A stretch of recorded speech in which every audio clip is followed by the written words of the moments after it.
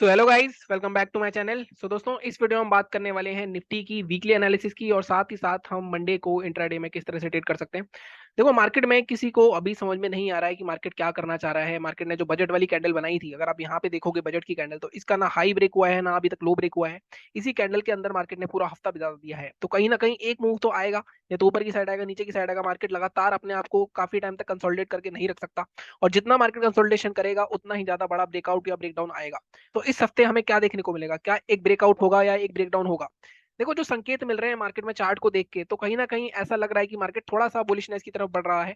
उसके बारे में मैं बात करूंगा कि कुछ पैटर्न्स ऐसे बन रहे हैं, कुछ ट्रेंड लाइन ऐसी बन रही हैं, या जैसा मैं आपको कहूँ, कल भी मैंने, अगर आपने ये वीडियो देखा होगा मेरा, तो मैंने कुछ पैटर्न्स के बारे में बात करी थी। उन पैटर्न्स को अगर आप देखोगे, जैसे एक पैटर्न उनमें से यहाँ पे बना था इनसाइड कैंडल का, एक रेड कैंडल एक ग्रीन कैंडल, उसके बाद हाई निकला, मार्केट ऊपर के लेवल पे सस्टेन कर रहा है। कहीं ना कहीं मार्केट सस्टेन करने में कामयाब हो रहा है। तो इसका मतलब क्या ये है कि मार्केट ऊपर ही जाने वाला है। देखो, मार्केट में कभी भी आप 100% नहीं बोल सकते कि मार्केट में ये चीज होगी ही होगी। और अगर कोई बोल रहा है 100%, मेरे को पता है कि हाँ मार्केट में ये होने वाला है, तो आई थिंक उसको अपनी पूरी जायदाद लगा देनी चाहिए अपनी, जैसा मैं हमेशा कहता हूँ।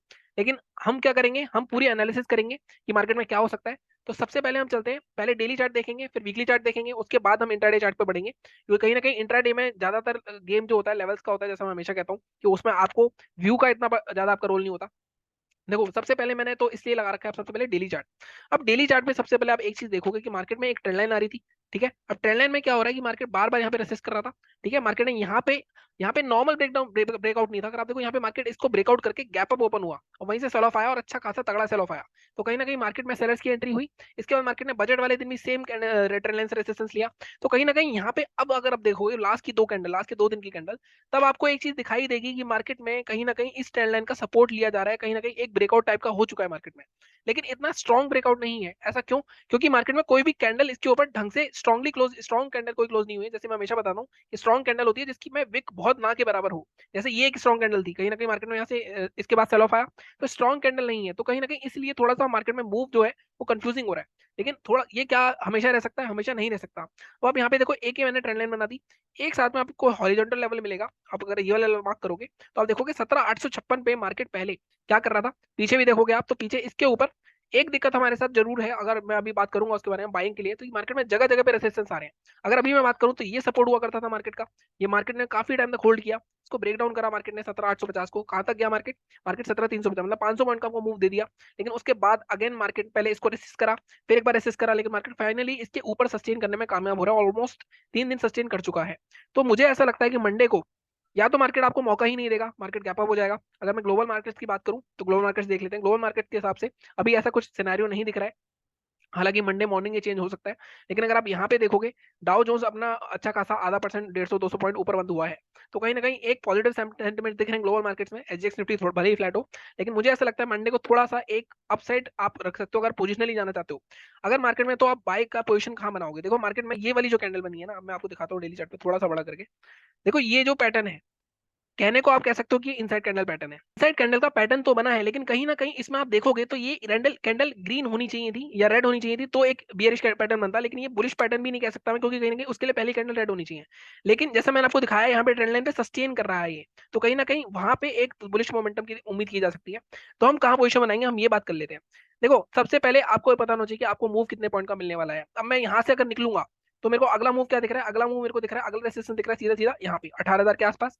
और इसके बाद अगला रेजिस्टेंस दिख रहा है मुझे 18,180 के आसपास। तो कहीं ना कहीं पीछे भी देखोगे आप, तो 18,150 के आसपास काफी रेजिस्टेंस रहा है। तो मुझे ऐसा लगता है कि अगर आपको पोजीशन बनानी है, तो आप कहाँ बना सकते हो? आप सीधे सीधे 17,900 का ये जो प्रीवियस कैंडल का हाई है, इसको हाई को मार्क करके रखना, इसके ऊपर निकलता है मार्केट, तो पोजीशन बनाई जा सकती है आपकी।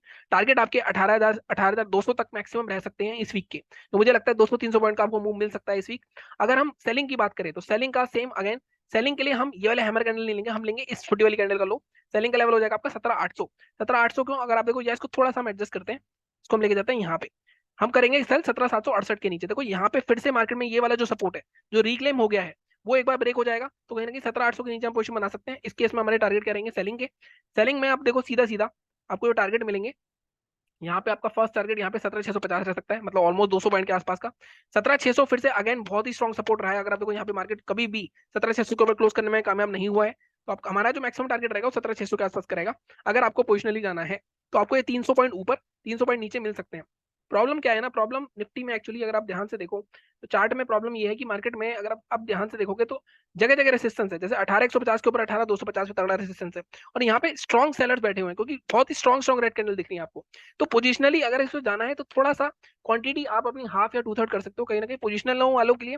ऑप्शन सेलर्स मार्केट चल रही है, कहीं ना कहीं मार्केट को एक ही जोन में कुछ बजट वाला कैंडल का जिस दिन हाई, जब तक हाई और लो के नीचे क्लोज नहीं होता मार्केट, तब तक कोई बड़ा मूव आना थोड़ा सा मुश्किल है। लेकिन इस वीक हम, मुझे ऐसा लगता है 18150 तक हम जा सकते हैं, थोड़ा बहुत मार्केट में मोमेंटम शिफ्ट दिख रहा है हमें। ठीक है, ये बात होगी हमारी डेली चार्ट की। वीकली चार्ट मैंने इस बार क्यों नहीं लगाया, वीकली चार्ट पे भी देख लेते हैं इसको सिंक करके एक बार कि वीकली चार्ट पे क्या सिंक हो रहा है। तो इसको मैं थोड़ा सा करता हूँ, अब ध्यान से देखो आप वीकली चार्ट पे हमारा क्या बना। इसको मैं थोड़ा सा नीचे करता हूँ। वीकली चार्ट पे हमारी पोजीशन कहाँ पे है, 17900 के ऊपर है। टारगेट हमारा 18050 के आसपास, 18180। मतलब आप यहाँ पे ऑलमोस्ट 100 पॉइंट की तो पोजीशन नहीं बनाओगे तो आप इस टारगेट को डिलीट कर सकते हो। टारगेट आपका जो रहेगा वो ये रेसिस्टेंस वाला लेवल है, ये वाला जो रेसिस्टेंस दिख रहा है आपको 5-6 दिनों का, यहाँ पे 18180 तक का आपका रेजिस्टेंस लेवल रह सकता है। ठीक है, सेलिंग के लिए जैसे मैंने बताया 17768 के नीचे आपका ये 17600 का जोन पूरा ही सपोर्ट जोन है, तो यहाँ तक का सेलिंग का टारगेट रह सकता है। तो ये बात हो गई हमारी वीकली की और डेली की। अब हम चलते हैं कि इंट्राडे में हम किस तरह ट्रेड कर सकते हैं 15 मिनट के चार्ट पे। सो गाइस, अब मैंने लगा लिया 15 मिनट का चार्ट, और अगर मैं 15 मिनट का चार्ट देखूं तो आप इसमें ध्यान से अगर देखोगे तो आपको दिखेगा मार्केट कहीं ना कहीं 4 दिन से लगातार एक रेंज में घूम रहा है। कौन सी रेंज है वो, आप ये देखो, ये वाली रेंज है। तो इंट्राडे एनालिसिस काफी सिंपल होने वाली है, बार बार मार्केट में आपको ये फेलियर्स नहीं मिलेंगे जो फेलियर्स मिल रहे हैं। ये जो 3 दिन की रेंज है, इस रेंज के ऊपर ही नीचे आपको सेल करना है, इसके अलावा आपको कुछ भी नहीं करना। बट प्लान बनाओगे तो उसको फॉलो करना, काफी लोग प्लान बनाते हैं बट फॉलो नहीं करते। अब देखो ये वाला मैं हाई मार्क कर लेता हूँ सीधा सीधा, ये मैं इस रेंज का लो लेवल मार्क कर लेता हूँ। इसके बीच में अगर आप कुछ करोगे तो फंसोगे। ठीक है, यहाँ पे मार्केट, यहाँ पे आपको छोटे मोटे मूव तो देगा, जैसे इसके नीचे मैं पोजीशन बना सकता हूँ 17815 के नीचे 40 पॉइंट के लिए आप ट्रेड कर सकते हो, या आप इसके ऊपर ट्रेड कर सकते हो 18870 के 50 पॉइंट के लिए। लेकिन जो मेजर मूव अगर आपको पकड़ना है इंट्राडे का, तो आपको इसके ऊपर नीचे मिलेगा 916 के ऊपर। अगेन जैसा मैंने कहा जगह जगह पे रेसिस्टेंस है, 916 के ऊपर बाय करोगे तो आपका मेनली टारगेट जो रहेगा यहाँ तक करेगा 17975, या मैक्सिमम 18050 के आसपास तक का टारगेट, 18020 या 30 तक का टारगेट आपका रह सकता है। ऑलमोस्ट 100 पॉइंट आपको मिल सकते हैं। और मैं हमेशा बोलता हूँ निफ्टी में, मेरी निफ्टी ट्रेडिंग स्ट्रेटेजी वाला वीडियो देखना, उसमें मैंने यही बोला है कि आपको 50 से 70 पॉइंट अगर निफ्टी में मिल रहे हैं तो आप बहुत अच्छा कर रहे हो। ठीक है, सेलिंग की साइड जाओगे अगर आप 17778 के नीचे सेल करेंगे, हम ज्यादा रिस्क नहीं लेंगे। यहाँ पे क्या होगा मार्केट में, देखो ये जो प्रीवियस दिन जो ये एक रेसिस्टेंस हुआ करता था, इसके अंदर मार्केट आ जाएगी, ये जो लोस टूटेंगे डे के तो एक मोमेंटम बनेगा मार्केट में। ठीक है, अगर मार्केट 17778 उड़ता है तो मुझे क्या दिख रहा है, सबसे पहले एक दिख रहा है मुझे यहाँ पे गैप, तो ये गैप फिलिंग तक का आएगा मार्केट। यहाँ पे 17724 का आपका पहला टारगेट रहेगा। इसके नीचे भी निकलता है दूसरा टारगेट आपका, मैक्सिमम जो टारगेट मुझे लग रहा है इंट्राडे में, इंट्राडे के टारगेट की बात कर रहा हूँ मैं, आप जितना चाहो बैठ सकते हो, लेकिन मेरे हिसाब से इंट्राडे का मतलब है निफ्टी में 70 पॉइंट, 50 से 70 पॉइंट ले लिए मैंने और मैं आराम से बैठ गया। ठीक है, 17778 की शॉर्ट 17700 तक का यहाँ का टारगेट आ सकता है।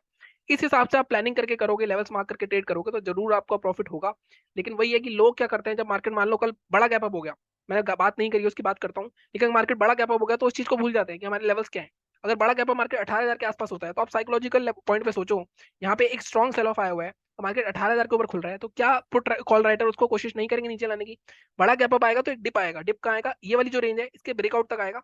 यहाँ पे मान लो ऊपर जाता है, मान लो यहाँ के खुलता है 18000 पे, नीचे आता है 18050 के, और फिर से 5 मिनट की कैंडल क्लोज कर देता है, या कोई पैटर्न मिलता है हमें, जैसे मैंने उस वीडियो में बात करी थी, मैंने आपको दिखाया, उसके हाई के ऊपर बाय कर सकते हो, यहाँ पे फिर से पोजीशन बना सकते हो, क्योंकि ये एक रेजिडेंस थी ब्रेकआउट जोन, इसको रीटेस्ट होगा एक तरह से।